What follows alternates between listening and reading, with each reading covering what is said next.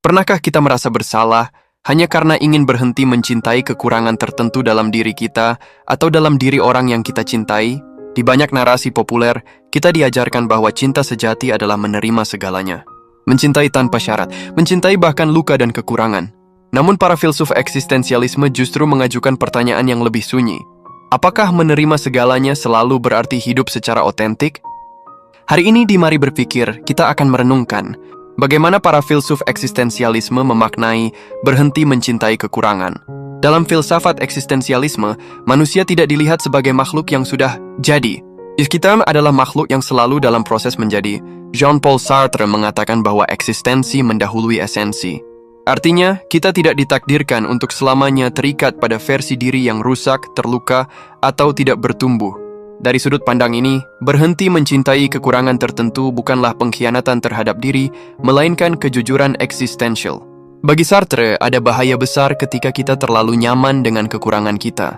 Ia menyebutnya sebagai bad faith, kebohongan halus terhadap diri sendiri. Misalnya, kita berkata, "Aku memang begini orangnya," atau "Ini sudah takdirku, mau bagaimana lagi?" Dalam kacamata Sartre, mencintai kekurangan secara buta bisa menjadi cara untuk lari dari tanggung jawab berubah.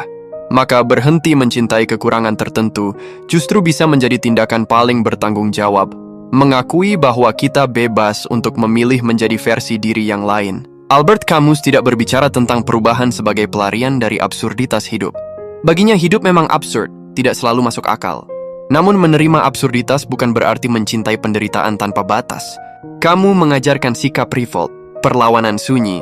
Kita boleh mengakui luka, kekurangan, dan keterbatasan, tetapi kita tidak wajib memeluknya sebagai identitas abadi. Berhenti mencintai kekurangan bagi Camus adalah bentuk perlawanan lembut. Aku mengakui lukaku, tapi aku tidak menyerahkan hidupku padanya. Søren Kierkegaard memandang manusia sebagai makhluk yang selalu berada dalam ketegangan batin, antara menerima diri apa adanya dan panggilan untuk menjadi diri yang lebih sejati.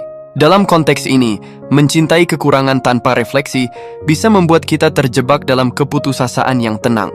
Kierkegaard mengingatkan, iman pada diri bukan berarti berhenti bergerak, tetapi berani bertumbuh meski takut. Berhenti mencintai kekurangan tertentu bisa menjadi langkah iman. Percaya bahwa kita layak untuk versi diri yang lebih utuh.